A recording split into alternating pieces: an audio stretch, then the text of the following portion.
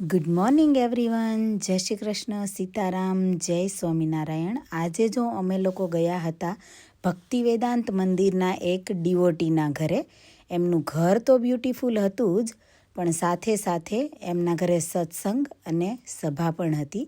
તો એમની સભાને સત્સંગ એટેન્ડ કર્યો અને એના બ્યુટીફુલ ઘરનો વિડીયો મેં થોડો લીધો તમારા બધા માટે. એમની પરમિશન લીધી અને એમને કીધું કે ઓફકોર્સ તું લઈ શકે વિડીયો.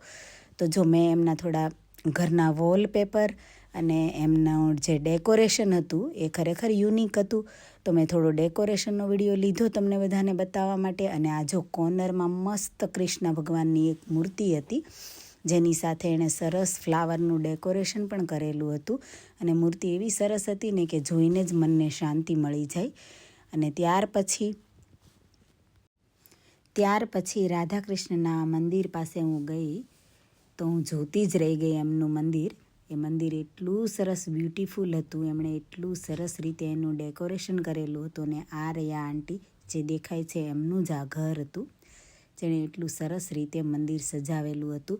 ભગવાનના વાઘાથી લઈને નાની બધી જ વસ્તુનું એણે ઓર્ગેનાઇઝ એવી રીતે કર્યું હતું ને કે આપણને જોઈને જ એવું થાય કે એનું માઇન્ડ ખરેખર કેટલું જોરદાર કામ કરતું હશે.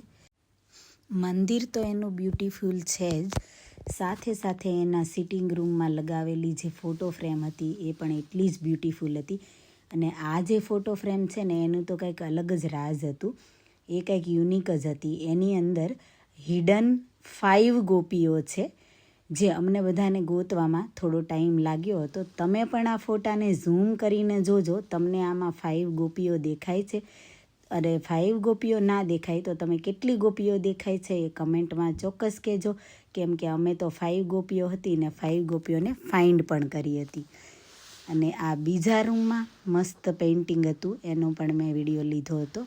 એ બી એટલું જ બ્યુટીફુલ હતું. હાઉસની બેક સાઈડનું જે એમનું ગાર્ડન હતું એ પણ કંઈ ઓછું બ્યુટીફુલ નહોતું. ત્યાં મૂકેલા બંને પીકોક ને એની ઉપર એક ફાઉન્ટેન, એ તો બહુ મસ્ત બ્યુટીફુલ હતું. અને કે તમે જોઈ શકો છો કે કેટલું નાઇસ અને ટાઇડી છે એમનું આ ગાર્ડન, અને એણે પ્રોપર મેન્ટેન કરેલું છે. કિચન એરિયા આટલા બધા ગેસ્ટ હોવા છતાં પણ નાઇસ, ક્લીન અને ટાઇડી હતો.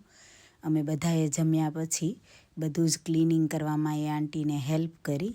અને અહીંયા જો એમણે બધા ગેસ્ટ માટે કેટલું ડિલિશિયસ જમવાનું બનાવ્યું હતું. પનીરનું શાક, ચણાનું શાક, પૂરી, દહીંવડા, પછી અહીંયા ગ્રીન ચટણી અને મસ્ત હેલ્ધી સલાડ હતું. એન્ડ ત્યાર પછી પીકલ, ખમણ, આ બધું જ એમણે એમની જાતે ઘરે બનાવ્યું હતું. ઘરે તો બનાવ્યું હતું પણ ટેસ્ટી પણ એટલું જ હતું. અને ટેસ્ટી કેમ ના હોય, ભગવાનને જે ધરાવેલું હોય એમાં ટેસ્ટ તો કંઈક અલગ જ હોય. અમને બધાને એમણે બહુ જ ભાવથી અને પ્રેમથી જમાડ્યા. જમ્યા પછી પણ અને બધા ગેસ્ટને સર્વ કરવામાં અમે આંટીની હેલ્પ કરી, એમને ક્લિનિંગમાં પણ હેલ્પ કરી. ત્યાર પછી મેં થોડા એના હાઉસ ડેકોરેશનનો અગેન થોડો વિડીયો લીધો. અને અહીંયા સીડીની નીચેનું જે ડેકોરેશન હતું ને એ તો મને બહુ જ ગમી ગયું. કેટલું સરસ છે, જો તમને પણ ગમી જશે. નાના ક્યુટ અને બ્યુટીફુલ આ શો પીસ ખરેખર જોવામાં એટલા નાઇસ લાગે છે ને. અને જો આ ડિવોટીઝ છે એ લોકો પણ અમારી જેમ આ પેઇન્ટિંગમાં ફાઇન્ડ કરવાની ટ્રાય કરે છે કે એમને બીજી 5 ગોપીઓ દેખાય છે કે નહીં.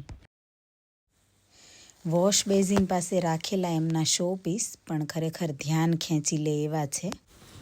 એમના ડેસ્ક ઉપર આ વિઠ્ઠલ ભગવાનની મૂર્તિ પણ બહુ સરસ લાગતી હતી. અને બાજુમાં સરસ મજાનું ચેસ એમણે સજાવીને મૂકેલું છે. સાઈડનો એમનો રૂમ હતો જે એમના સેમ ફ્લોર ઉપર હતો, જે એક્સ્ટ્રા રૂમ હતો. રૂમ એક્સ્ટ્રા હતો છતાં પણ બહુ જ સરસ રીતે એમણે બધું જ ઓર્ગેનાઇઝ કરીને ત્યાં મૂકેલું હતું. અને અહીંયા જો આ બંને ગર્લ્સ છે ને એની પાસે લિટલ કૃષ્ણા છે. અને એ લિટલ કૃષ્ણા એણે મંદિરમાંથી લીધેલા છે, જે ભક્તિ વેદાંત મંદિરમાં જાય છે ત્યાંથી જ. અને એ બંને ગર્લ્સ એ લિટલ કૃષ્ણાને પોતાનો ભાઈ માને છે અને એ જ્યાં પણ જાય છે ને ત્યાં એમને સાથે લઈને જાય છે, એને જમાડે છે, એને સુવડાવે છે.